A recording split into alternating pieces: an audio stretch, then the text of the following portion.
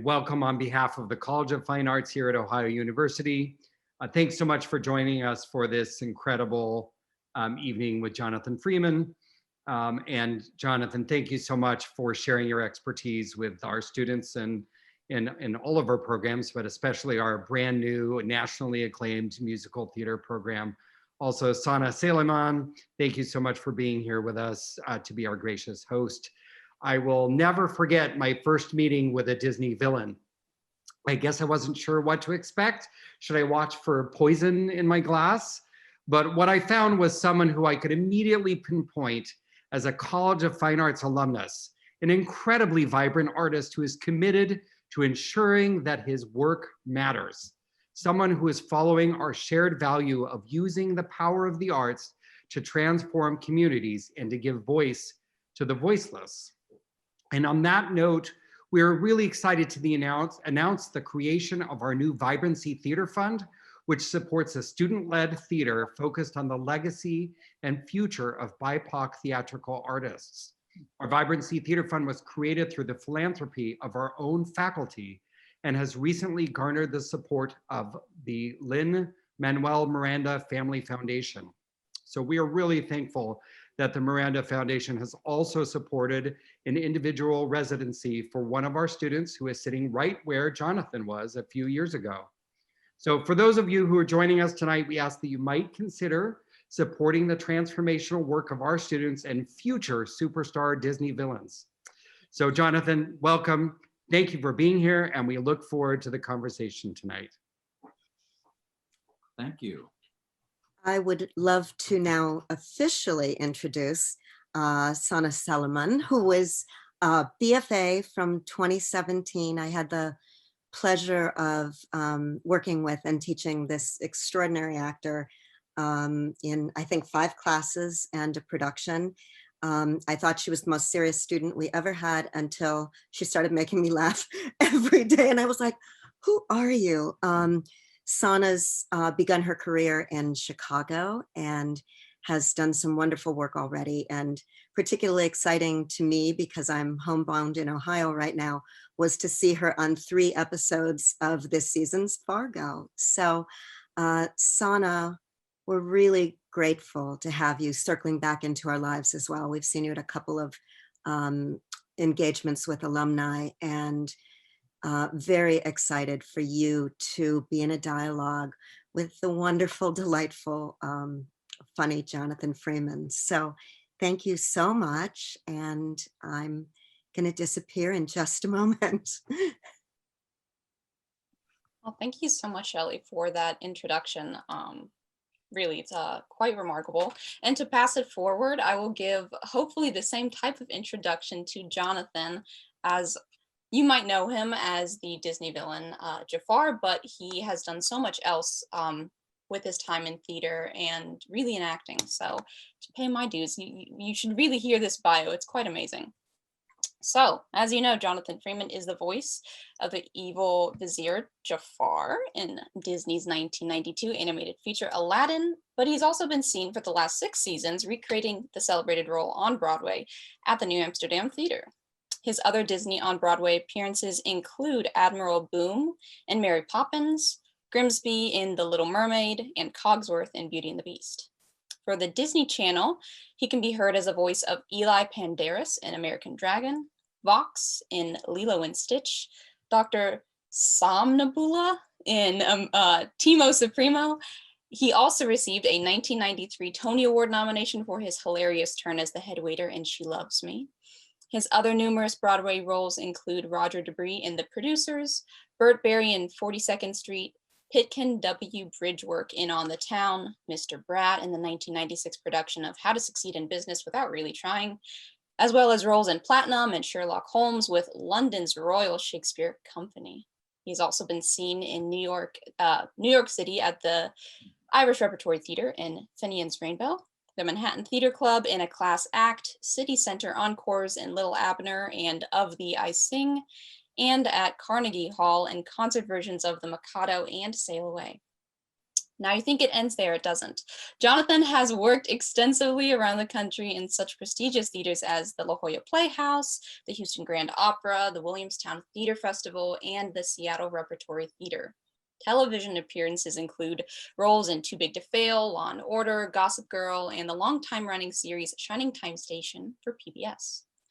His feature films include The Hoax, also The Ice Storm, and he is proud to be a part of the 2017 Oscar-nominated documentary Life Animated, directed by Roger Ross Williams, which had its world premiere at the 2016 Sundance Film Festival. And with that, we dive into our evening with Jonathan. Jonathan, how are you doing this evening? Well, thank you. My God, listening to that, it's amazing I'm alive, Sana. It is quite the very impressive resume. And yet, most of us know you from this character Jafar that is seen in the animated film, but also the musical. So kind of to kick off the evening, do you mind sharing a little bit about where you were in your life and where that audition for Jafar came, and what was your relationship with the Disney movies and the villains up until that point in your life? Wow, that's a lot. I have always admired Disney villains. I think from the time I was a kid, I think like a lot of people of my generation, a little bit before and since, you grow up on these animated features that often have a lot to say, and there's something about them that always grabs you. It's either the story, it's either the message, the characters, and for me, it was almost always the villains. I just loved them. You know, without a good villain, you don't have a good story. They are the gasoline that provides the fuel that pushes the stories forward and gives the hero something to push. So that was already in me. I always wanted to play a Disney villain. Okay, so flash forward. I did a lot of work as a kid and as a young adult, and playing a lot of, very, really, I would say, rather boring roles for me, because I only ever wanted to be. Who doesn't want to be a villain? Come on. They have the best clothes, they have the best food, they all have the most fun, raising and they have pets that talk. Who doesn't like that? So I was happened to be doing a new and a difficult musical at one point in my career that was called In a Pig's Valise, starring Nathan Lane. Reggie Cafe was in it, Michael McCormick, a lot of wonderful people, Ada Maris. And that show was cast by a guy named Albert Tavares, a wonderful, wonderful casting director, and unfortunately no longer with us. And so the show was trouble. It was big trouble, and I even remember actually begging once to be fired from it at some rehearsal, and was convinced to stay. It was just one of those experiences. But this is sort of what people refer to as the butterfly effect, or the ripple effect. So a couple of years later, oh, by the way, that was the first show that I've ever played a villain in, thanks to Graciela Daniel, who directed and choreographed it. A couple of years later, my agent said, I have an audition for you for the third film of a three-part deal that Howard Ashman and Alan Menken have with Disney. And for those of you who know a lot about Disney, you know that they are sort of partially responsible, at least, for creating the new golden age at Disney. They had been doing musical theater and had been musical theater writing partners for most of their lives, and were terrific people. I had met them originally when I auditioned for the original production of Little Shop of Horrors, which I did not get, but it was one of the few auditions rather, that I walked out of and I felt good about myself, because they were so wonderful. They were such gentlemen. And I walked out of there and I thought, that was a great audition. I had a good time. They were nice people, So anyway, all of these things, I tell you all this because 3 years later, I guess, after In a Pig's Valise, Kid Creole and the Coconuts did the music, by the way, for those of you who know them and know their music. They're hilarious and a lot of fun. 3 years later, I get this call from my agent, Diana, saying, I have an audition for you for the third film. It's called Aladdin, and it's for the role of the villain. What could be better? So, and it was being cast by who? Albert Tavares. So that is why whenever I am teaching, I say to my kids when they say, well, what's the most important thing about this? I say, everything is important. You have to pay attention to everything because you just never know. So I go into a room that was probably, I'm guessing, the size of your clothes closet for an audition. For my first audition, I thought, this is Disney? You know, it was Albert Tavares and my piano player and a reel-to-reel tape recorder because it was before digitally anything. That was my audition. I had a great audition. I walked out of there. I felt okay about it. And I didn't hear anything for 6 months. And 6 months later, I got a call. I had a callback and I went to a callback and it was a very different experience. I went into a room that was filled with, I don't know, about 12.5 people at one end of a very big room that was been draped for sound, was very glamorous. They put a platform at one end of the room for me to audition, to stand on to audition. And they said, just do the same audition that you've always done. And as I started my audition, I saw 12.5 people at the other end of the room go like this.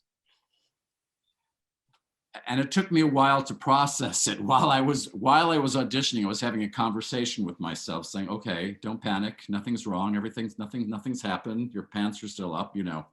And and then I realized, oh, they're listening for a voice. I walked into the room and I certainly didn't look like anything or any of the images that they had in mind for that character. And they just wanted to hear the voice. So that was my second audition. And then 6 months later, I get a phone call from my agency and they said, Merry Christmas. That was in December of 1990. And in 1991, I was rushed into the studio right after the new year to start work on one of the songs that they wrote for Jafar. I never grow tired of hearing that story. I think part of it that you really hit on was, I mean, everything is important. And in such an industry where everything that you do, everyone you come in contact with, they could be the next person that holds an opportunity for you, and not in a false way of like networking, but you know, when you make these connections, people remember you. So speaking about, obviously we have so much collaboration within the world of theater and especially within animation. What has that experience been like for you? Because I know that you have you were raised rather with children's theater and really involved in these theatrical and creative environments. So as most people, I feel like we might know, you know, from our high school theater what that might entail, but how is it different going into the world of animation and seeing that there are departments and hundreds of people you see in the credits that have spent so many years of their life trying to, you know, build this film and make it into something that we can all enjoy? Well, I am actually, you hit on something, the word collaboration. I'm very interested in the collaborative arts. I'm probably one of the last people anyway that you would see sitting on an empty stage in a black turtleneck singing songs for the evening and, you know, telling story. Not really my thing.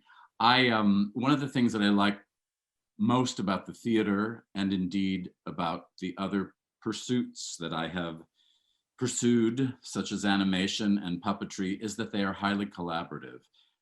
I enjoy that.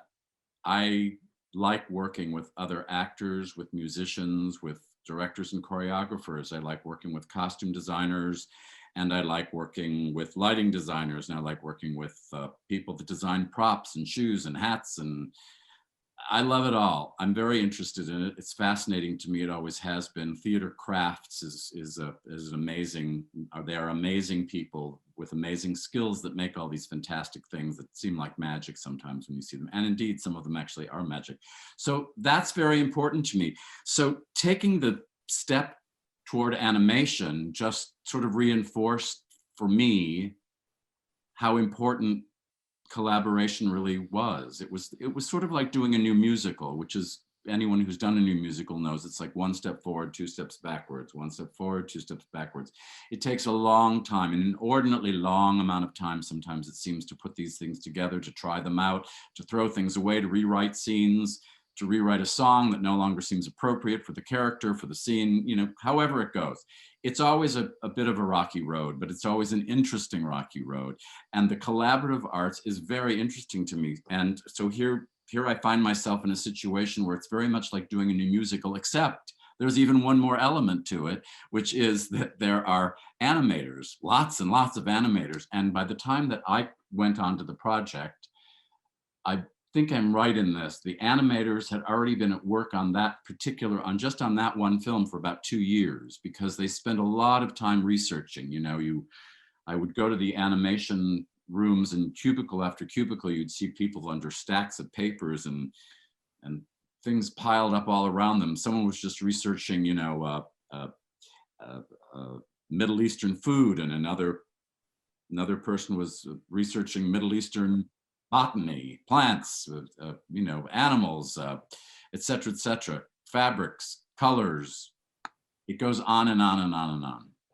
And that's very interesting to me. And also, I had a great relationship with my principal animator. Every character has a principal character, has principal animators, and there's many other animators that will also work on the same character. But my principal animator, pardon me, was a man named Andreas Deja, who is a terrific animator. You know his work. He's done a lot of other characters. He did other villains, in fact. He did Scar in Lion King, and I don't need to give you his credits. You look him up, you'll see. It's fantastic. I think Gaston also in Beauty and the Beast. So he was sort of famous for his snarky villains and sidekicks. So I got to be very friendly with him, and it was just a great relationship and a great experience for me, because I was in fact interested in all those things. Yeah, that's wonderful. I mean, I think it's always nice to obviously hear from someone who is maybe new to the process or pulls back the curtain for us, because I know plenty of people who are joining us or will watch this might either be in the theater world or might have just encountered high school theater, but maybe they're not in the industry. And so kind of peeling back this curtain of, what does it actually look like?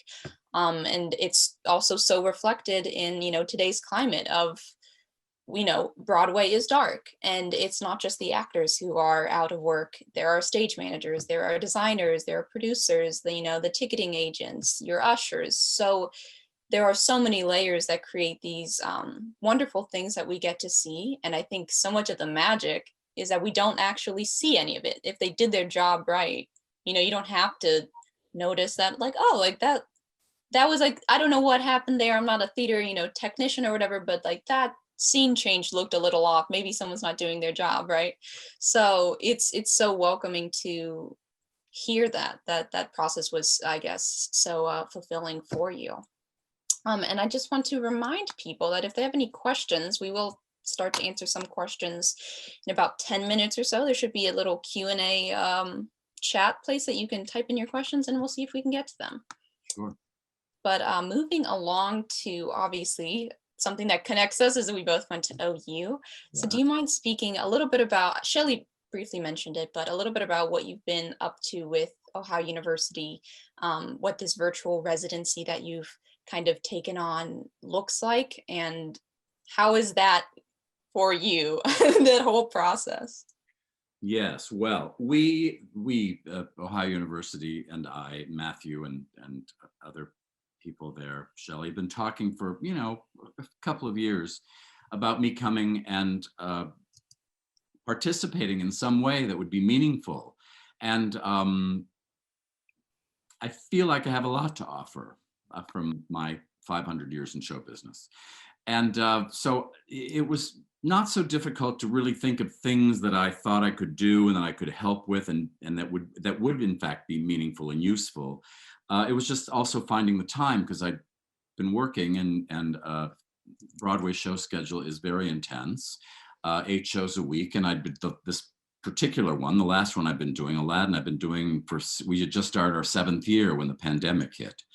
So we had been making plans for me to hopefully take some time, take a leave of absence from the show, come to Ohio University, do some lecture sections, some question and answer periods, do some master's classes with the new musical theater students in particular.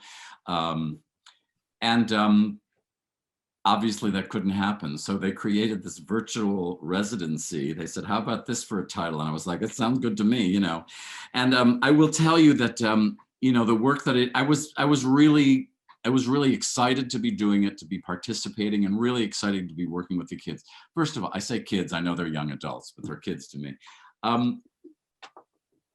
It's good for me to know what young adults think, what they're thinking about, what's important to them, and what's meaningful for them to learn right now. I could already tell you, without naming names, that there are some kids that are at Ohio University, a lot of them, most of them, who know a lot more about the business than I did when I started. And I had actually been working in the business through stock and regional theater from the time I was a kid. So it's not like I didn't know what I was getting into. These kids know what they're getting into, apparently. And even the pandemic didn't seem to scare them too much. It's not the ideal way to work, and I'm very glad that I was able to do something that was meaningful. I'm not positive that it's something I would choose to do it virtually. It's just not something that would be my first choice. It was very difficult focusing on this little box and trying to help people make adjustments and wanting so much to be able to make an impact. I think it was good for everybody in the end. Well, you have to ask them, I suppose. From my standpoint, I thought that it was as successful as it could be, and in some cases it was very successful. I can't tell you how great it is to see the work that's being done and know that kids will still be walking out of Ohio University with training, because, you know, when push comes to shove and you get out into the real world, you have to have something to hang on to when you're just starting, because you don't have a bunch of shows you've done in stock even, or in regional theater, or on Broadway or off Broadway. You haven't done a lot of film or TV.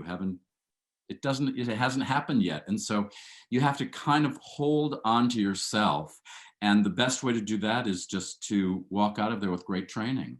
And clearly they're getting great training. I'm not just patting myself on the back, I'm patting all of their other wonderful professors and teachers at Ohio University on the back too. I felt that they knew what was going on. And so there you are. Yeah, I mean, I'm always curious as to, I'm sure there's this large existential debate between whether or not the internet can be inherently good or bad. But one thing that is obviously, I think, something that is helpful, especially for this industry, because so much, I at least remember when I was trying to decide if this is something I wanted to do, there is so much out there on the internet these days that it did not exist.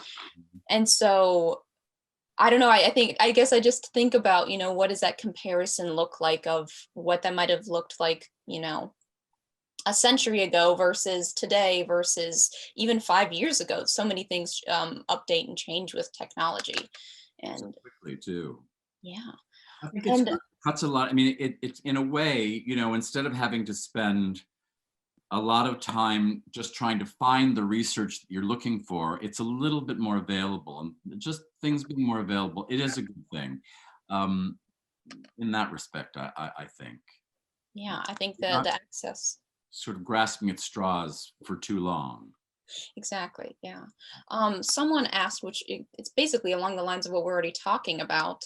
How did you end up at OU? What did that path look like? Because I always find that everyone I talk to that is at OU or has gone to OU always has like an interesting reason as to how they ended up there. And so it's a great question to ask. Right. Ohio University was on a short list of schools that I was interested in because they had a professional actor training program. That's the reason that it was included in my list. My original choice, my first choice was actually to go to Boston University because I had some friends who had worked there and they were training with a guy named Bob Hobbs, wonderful acting teacher. Really, for me, I couldn't have imagined a better teacher, quite brilliant. And he'd been at Northwestern prior to that. And except for those two schools, and I think Carnegie Mellon, if I'm remembering correctly, Carnegie Tech, I think it was called then maybe. Those were the schools I was interested in. And I narrowed it down really to Boston because Bob Hobb was teaching there. And guess what? He came to Ohio University. Like the year, I think it was either the year of or the year before I was to start as a freshman, Bob Hobbs appeared at Ohio University, and it was one of the schools that I had an acceptance from. And so that's what I did. And believe me, I wanted, because I grew up in Cleveland, Ohio, in Northern Ohio. And I really wanted to get out of the state. Not for a good reason, just to get far away from my family and my parents. And they were wonderful parents, and I have a wonderful family. I love them all dearly. But I wanted to go away. I wanted to experience other things. I wanted other voices in my, in my face instead of my family. So I thought that the way to do that was really to run as far away as I could. And Boston was the furthest place I could think to get to at the time, I guess, without leaving the country. And so it was like a miracle. I mean, it sounds hokey, but it's like it just something happened. It was like magic. It worked out. So that's how I came to OU. And I walked out of there with everything that I really felt that I could possibly have walked out of there with, except for that chair that I always was admired in one of the student lounges. I always thought about taking it, but no. You know, that would be the most OU story, really, if you did end up taking it. At least from my experience of people who went to OU, lovely people, but like that now. I think so. I don't know what things appeal to you when you're between the ages of 18 and 20 and 21, I guess 22. That you think back and you're like, what was I thinking? Exactly. I honestly think most of it's out of boredom. You're just like, there's nothing else to do. Like, at least maybe you're occupying your brain. Reminds me of like when kids kind of do something. This was a great chair. I hope you find it one day somewhere and you can have it in your life. Oh man. So, and then this moves us basically right along to what is happening in your life now. I know that you've mentioned before that obviously you and the cast within Aladdin, you keep in touch, you guys talk, but what has that been like for you? Because I don't even know how many months we could be counting on at this point, but theater has not been operating in the way that at least most people get into theater for, doing in-person live things. And for those of you who have never been backstage, it is not the type of place, it is in the collaborative effort, there are people everywhere. And so with any of these precautions, it is extremely hard to do, as opposed to film or TV where you can distance and cheat these things. So the reality of it maybe not opening for a while is there. So we just kind of wanted to ask you, like, how have you been doing? What has this experience been like for you? And yeah, do you have any things that you just kind of want to talk about on that subject? I've been working since I was a teenager in theater and all through school, and continued, and I just have never looked back and never stopped. In this last project, we were just beginning our 7th year. And before that, I was doing another show, and before that, another show. So for a very long time now in my adult life, my recent adult history, I've been working, and I haven't really stopped working, which I'm very grateful for. And I feel very privileged to be able to continue to work like that. And believe me, I don't take it lightly. So it was a shock to suddenly really just be shut down. It's 9 months, by the way, when you were talking before, I was counting it up in my head. It's 9 months. And there's no sign of it coming back anytime very soon anyway, next year, some point, but not right away. It's very strange, luckily the production that I'm working on now is a Disney theatrical production, and we have terrific producers who have regularly created Zooms for the entire company to sign on to, so people can talk. They can talk about things that are going on, and they encourage people to contact them if they have needs, if there are things that they're having trouble with, because it's tough. And I want to tell you, I'm not worried so much about myself. I am very concerned about the young people in our company. And I mean, when I say young, I mean, we have people in the company who are as young as 18, and then they're kids in their 20s, and then even into their early 30s. And they were like, wow, we're in a big hit Broadway show, and it's a Disney show, and it's got a lot of weight behind it. And so let's get married. Let's buy an apartment. Let's have a baby. Kaboom. Yeah. So I know it's not easy. I'm at a certain stage in my life, let us say, where if I really wanted to stop, which I don't really just want to stop doing anything that has to do with the business, I could stop. But this is early in their career. This is going to be tough to recover from, I think. It's going to be very hard for them to. They will, I know they will, because the people I'm speaking of specifically are all brilliant kids. And I know that it'll happen. The business will return. We're not exactly sure when.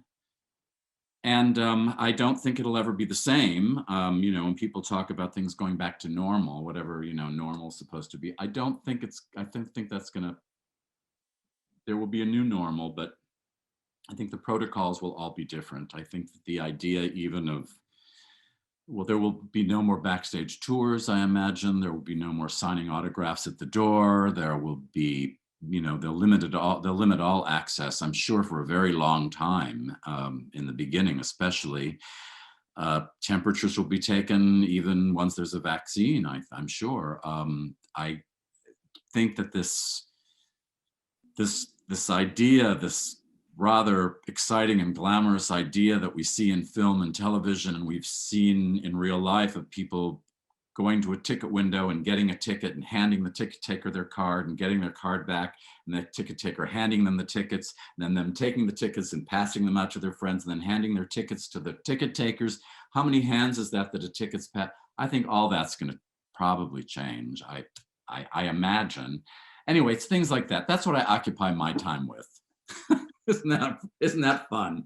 I just think that the protocols are just going to change. It's just going to be different. A week before the shutdown happened, when things were kind of brewing, it was in the news, but not really. They said to us one night, if you're going to sign autographs tonight, we encourage you to please take a fresh Sharpie from the box on your way out the door. And after you finish signing autographs, please discard it in a trash bin on your way home. And then the next day they said, this is an announcement over the speaker, at half hour. If you're planning on signing autographs tonight, we're supplying you with cotton gloves and fresh Sharpies. After you've signed your autographs, please drop the cotton gloves in the waste bin that's provided, and we'll make sure that they're laundered and bleached for the next night, and discard your pens on the way home. It went on like that, and I thought, this is not going in the right direction. Yeah. I mean, yeah, hopefully. I think every business at some point has had to basically do this reevaluation of what is normal, what is, business as usual, Mm-hmm. and does it work? Is it worthy to keep? So in a way, it's a lot of heavy lifting to do while everyone assumes that, we're on pause, but there is obviously so much happening. Indeed. From an audience's standpoint, people are like, well, I'll wear a mask, I don't mind, and then you have to kind of say, well, it's also about the actors that are singing and talking 6 inches from each other's faces. It's also about the orchestra pit of 35 people that are in an area underneath the stage the size of perhaps your bathroom, follow spot operators that are up in small cubicles in the flies, and fly floor men and prop people, and what happens when the entire company of 30 people have a quick costume change, and they have dressers and wig people and makeup people basically on top of them helping them. It's close quarters, it's very tight, and our theater, the New Amsterdam Theater, the glorious New Amsterdam Theater, is one of the most spacious theaters, and it still is very, very tight. So it's tricky. It's very tricky. All the air conditioning and heating systems are all being revamped, and all those theaters are ancient, So Yeah. Hopefully, with all of the good comes something to balance it out. But I think, well, only, time will tell, basically. So at this point in our evening with Yeah, Jonathan, we're gonna move on to some of your questions. I see there's a lot Um, of questions coming in. there are a couple, so we're pulling some from the chat, obviously, and then also when you signed up for this event, if you wanted to submit a question, we're also looking at those. Um, so one thing I'm sure people love to ask this question, I'm sure of you, is there a role that you haven't gotten to play that there's a part of you that is just dying to play? And, if you're the person that you really wanted opposite, was being cast as well, or the production team was filled with people that you really love to work with, um, what would get you over there and what would that role maybe look like?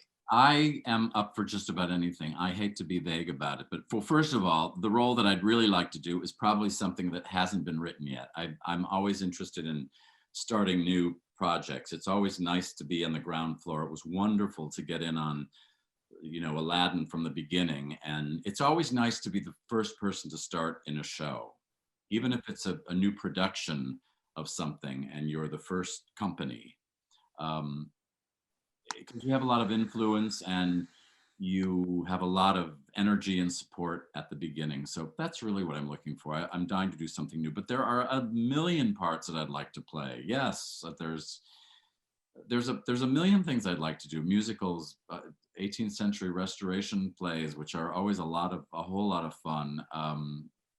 I yes, yes to everything. I was recently asked to do a production of The Alchemist, but it was I was still under contract with Aladdin, and it was a great adaptation of The Alchemist. I was really wanting to do it, but I couldn't do it. Anyway, I don't know, just about anything. I am not. It's not that I am not careful about the things that I do, but sometimes it's nice to not be careful and just say, that sounds really interesting, and I have no idea what I'd do with it. Let's go. Sure. Yeah. Right? That's why most of us get into the arts. It's because something, you love Yeah. to experiment and try new things. And I started reading, what is it, Leslie Odom Jr. He came out with a book called Failing Up, and it's been very interesting to read because obviously he has a type of career, but some of the things that he mentions a lot, especially if you are a younger performer, Yeah. is being able to fail and to Yeah. fail marvelously and to be okay with that, because he said the best thing he could have ever gotten out of a college, conservatory is being free to fail, because I think there is, in the industry that it is, of people watching you perform and you feel like you're being judged in so many ways, being able to just forget about that and do what you want to do is liberating. Absolutely. You want to be in the room with a teacher or a director that will allow you the room to fall flat on your face. And it's very important, especially when you're in school, because that's where it's safe. I mean, once you get out into the real world, you don't want to be failing too much in front of people if you can help it. But it sometimes is a sign of bravery, however, people making big choices and taking chances, and sometimes it works. Sometimes people respond to it. But it's absolutely, in fact, when I teach, it's one of the things that this is primarily when I'm in the room with people, but I think it's very important to let people know that they've got to let go of that. Yeah. I'm a little bit afraid sometimes that young people are afraid to fail in front of their peers. Do you know what I mean? They don't want to not fail. They don't want to seem foolish in front of their friends and their classmates. And so sometimes they don't take the big enough chances. And I think they have to be kind of pushed a little bit, to get off of that. And it has to be the teacher or the director or the person who's at the top or the person who's in charge of the room to create that. It's really important. If there are any students listening, give yourself a break. Allow yourself the opportunity. I think that's great advice. I have a not random, it is a follow-up question to that. Because I love to figure out where are the differences I see between people who generally do, we'll say, straight plays and musicals. I know there is always this, I don't think it's a true divide, but I think sometimes people assume that there is a divide. But I'm curious to know if you think that there might be less of a willingness to fail within musical theater because there is more of a structure in the way of choreography and having to hit your mark and having to follow the music that's written versus maybe being able to have more liberties with just a script if you are doing a play. Maybe it has merit, maybe it doesn't. I don't, well, I hope it doesn't. It doesn't sound very nice to me. I, I, I don't, I don't think there's a there shouldn't be a divide. And I guess, I guess it goes without saying that there are some people who will excel at some things more than they may at other things. But I mean, if I'm working on a musical, or if I'm working on just a play, or if I'm working on an animated character, or if I'm working, or if I'm animating and voicing a puppet character, I kind of all work in exactly the same way. I start with the text. It's not, I don't feel like I have to recreate the way I work every time I go to work on a different character. That's number one. And I would like to think that when I go to work on a play or a musical, that I bring the same amount of energy and hopefully some intelligence into the room that seems important and desirable. And there should not be that's not, no. And in fact, there are great Shakespearean actors who are wonderful musical theater actors. In fact, I have always said, and I think it's true, that the best musical theater actors generally, of course, there are exceptions to every rule, but they have generally had classical training.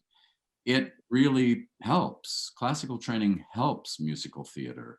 It inspires you to play bigger, to feel larger, to use your lyrics in the same way that you might use big complicated language like Congreve, Wycherley, Shakespeare, et cetera, et cetera. Patrick Page, if anybody of you, he's a fantastic Shakespearean actor, and he's a brilliant musical theater actor. I could probably sit here with you all night and make a big long list of them, but no, I don't. I hope that's not true. I hope people don't. I think it's an old-fashioned concept, and I hope that it isn't a real concept, a real thing anymore. But I do know what you're talking about. Yeah, I mean, I would.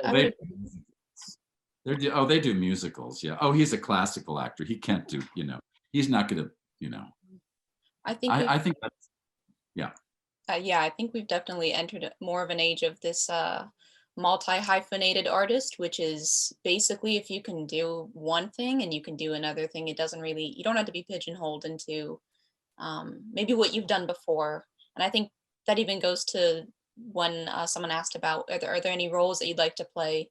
Is that, of course you've played things historically of like being an evil villain, but I'm sure there are plenty of other things that also excite you. It's not always just like this one-stop shop, but you have the same meal every day for how many years, Well, once you get into a successful run, that's another problem. That's the same meal every day, and you have to keep enjoying the meal. That's your job, but that's another whole conversation, I guess.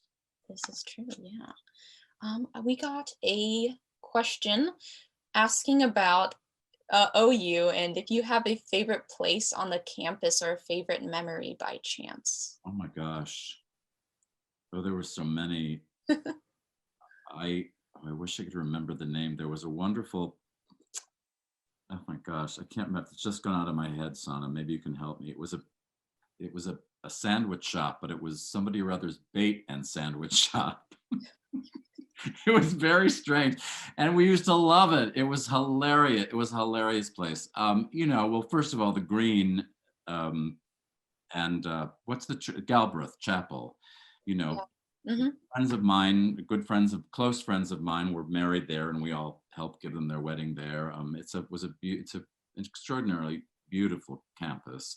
I originally was at Gammertsfelder Hall for like a quarter or something way down Jefferson Hill. Is it Jefferson Hill?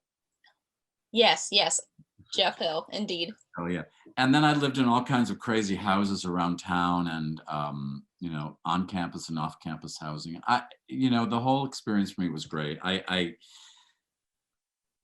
wish I could have thought about this more, my favorite spots. I mean, my favorite spots were generally where we would go on our time off to hang out and you know, just play music and have fun. Oh gosh, that's a tough one. I do remember that the spring, those of you who don't know, the Hocking River is not where it used to be. They rerouted it at some point. And before they rerouted it, which is when I was there, the Hocking River would flood every spring. And that's the reason that they rerouted it, because it would cause a huge mess. But in causing the huge mess, it spread this incredibly fertile silt all over the valley. So the spring would come and it was unbelievably, startlingly beautiful. And I remember it was the first time that I thought to myself, there really is such a thing as spring fever. And I've got it. It was crazy beautiful in the spring. And it's when everybody kind of went wild too, I think, as I recall.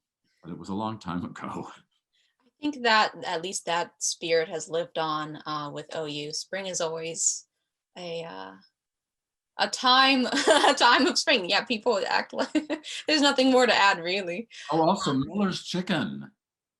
Yes, indeed. It's like it's so great when you if you ever get the chance to go back and the things that meant so much to you in a certain crowd, you see it again and it's like you're just really transported back Really. to like those specific moments. It's quite, there's some, I don't know. At one point I was living in an apartment, I could take a shortcut through the cemetery over the over the road to Miller's Chicken. Yep. Yep. Let us see. Okay, I think we have time for maybe one more audience question. So this one says, hi, I'm 10. My parents went to OU and I was wondering if Jonathan made up characters as a kid. So I'm sure this could also extend to obviously your time being in children's theater, and correct me if I'm wrong, you were involved with theater well before, you know, the age of going into college. Oh yes, I started when I was about probably 8 years old. Absolutely, I made up characters all the time. There's nothing I like better. I have the photographs to prove it. The embarrassing photographs to prove it. If I had some right now, if I knew that you were going to ask this question, whoever you are, I would be holding up pictures now that would make you roll with laughter, ridiculous pictures. I could, you know, at one point, at one point, I disguised myself as an armchair so I could be a talking armchair. And it was a fantastic disguise. I safety pinned 2 neckties, one to each corner of a big cushion like this. And then I tied the cushion on my head like this. So the top of my head was really square. And then I put a record album on my lap. Well, there's no record albums anymore. I was seated on just a plain wooden chair. And I put my arms like this, like an armchair. And we put padding over my arms. And then we put a big, like one of those Indian bedspreads, you know, a block printed Indian bedspread. They're so beautiful, over the whole thing and tucked it in. And I looked just like a chair. I really wish we had the photos to prove it.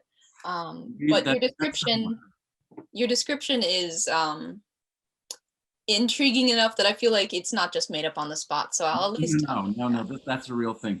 And in fact, this is really interesting. You know, a lot of the parts that I played in children's theater, because I did a lot of children's theater in Cleveland, not just the roles, but let's say the archetypes, the types of characters I would play, like fussy butlers and evil characters and, you know, just whatever the nuttiest character in the show.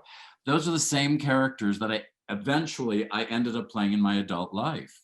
So in a way, you know what I mean? So it's like, in a way, I was like, when I would get a script for something, I'd be like, well, I know what to do with that. I played this character when I was 12, you know?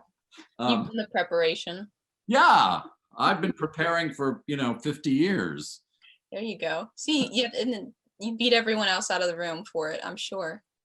Well, practice makes perfect. There you go. So to anyone who, I guess your real advice is start acting like a chair and see if you can fool people. Absolutely. I often say, why waste good acting on the stage when it comes in so much handier in real life? If you can figure out a way in real life just to pretend to be someone else and get away with it, go for it. I used to do it all the time. When I was very young, my voice was always pretty low. And people would call our house. They'd say, "Oh, hello, Mr. Freeman." I'd say, "Hello." And they'd think they were talking to my father, and I wouldn't tell them that they weren't. Sometimes they'd figure it out because they'd ask me a question. I'd be like, not know the answer, of course, but yeah, it came in handy. I pretended to be my father quite a bit, I think. Nice. Wow. What a tale. And I guess we will spend the last couple of minutes wrapping up with, these more they're questions, but they don't really have like full stop answers. It's things that we always think about. So we mentioned on the with your bio, you were a part of the film Life Animated, which is based off of a book by Ron Suskind, and it is about his son and how he started to engage with the world as a child who had autism through Disney movies. And so if whoever's listening, if you haven't seen it, it is on Hulu, and it is a magically crafted movie. If you get the chance to see it, I would highly recommend it. But because of the director, Roger Ross Williams, is an Academy Award winning director, a documentarian. And so it's not, what didn't surprise me in a way that we did get nominated. And the story itself, which is what Sana is really telling you, is kind of a strange magical story that is like a real life fairy tale in a way. And you realize that these things do happen, and they happen all around us all the time, and truth really is stranger than fiction. Yeah. And so with your participation in this film, and even more that what we don't actually know is in Owen's life, really, you've mentioned it before, that you've gotten to befriend their family. There is a point in the movie that really struck me, at least, when the parents were talking, and they were talking about Owen, and they were talking about the idea of, who decides what a meaningful life is, because his life and what that might look like may not look like what everyone else and the people around him, his family.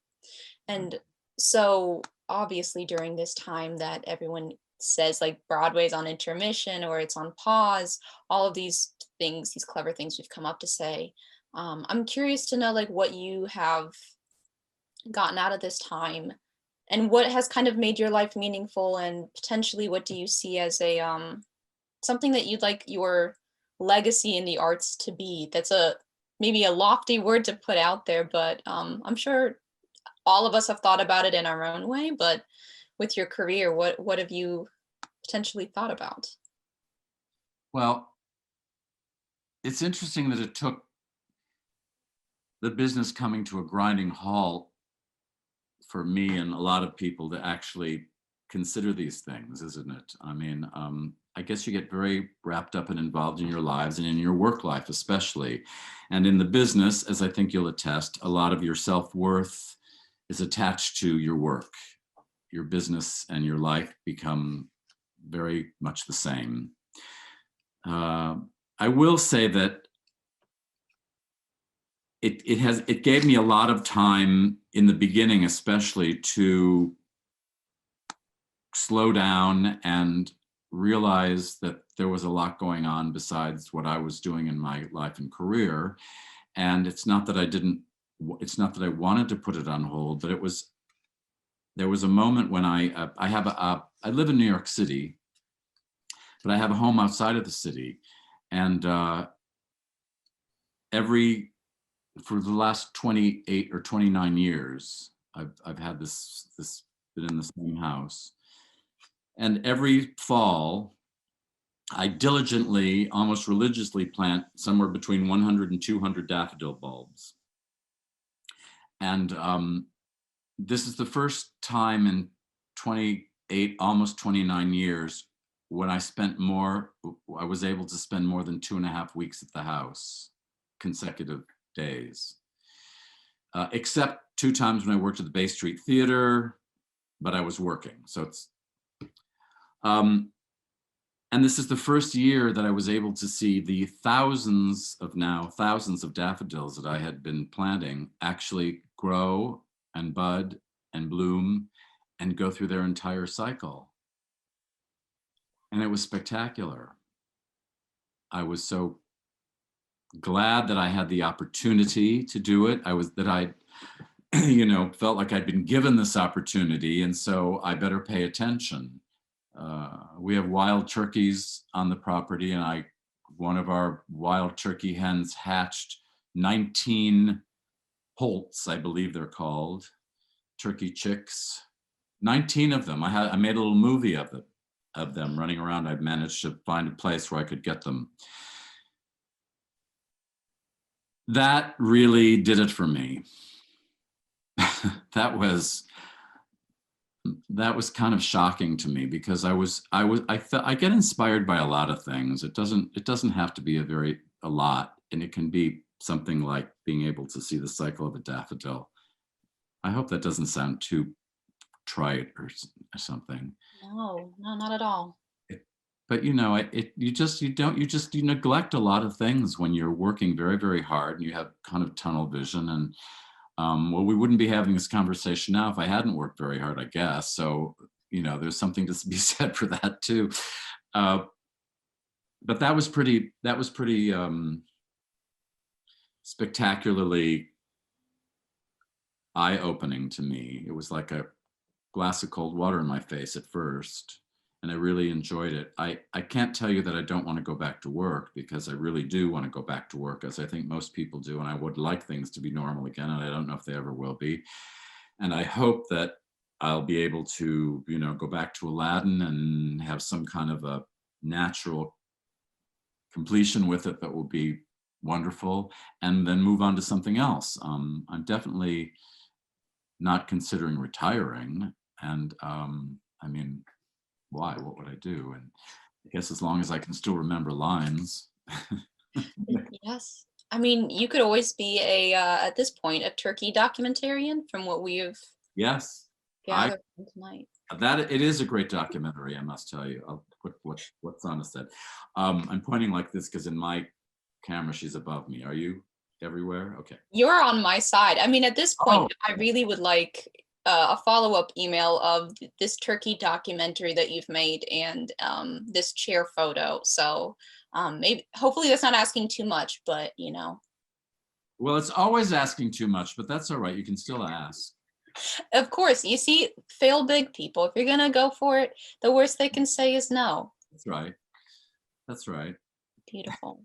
Well, I mean, really, with that, we're basically right at 7. So wherever you are watching this, thank you so much for tuning in and listening to us chat a little bit.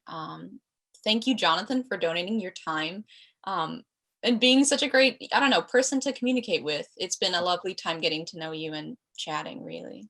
Thank you, Sana. It's been lovely. You're absolutely wonderful. I've had a great time, and it's a very interesting experience, and I'm happy to know that we're doing something that has to do with our alma mater too.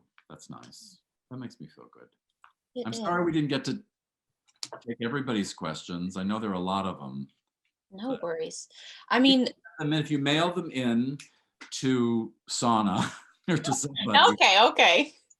Okay, hold it. I know. If you mail them into somewhere, I'll try to answer them. Sure, we can see if there might be a designated email address, maybe not my own, to see if we can collect these things, and we'll see if Jonathan might be able to answer some of them. Hopefully you had some questions answered tonight, and yeah, thank you. Good time. Pardon? I said, hopefully they had a good time too. I think if you look in the chat, they're all very they're very happy to just get to see you.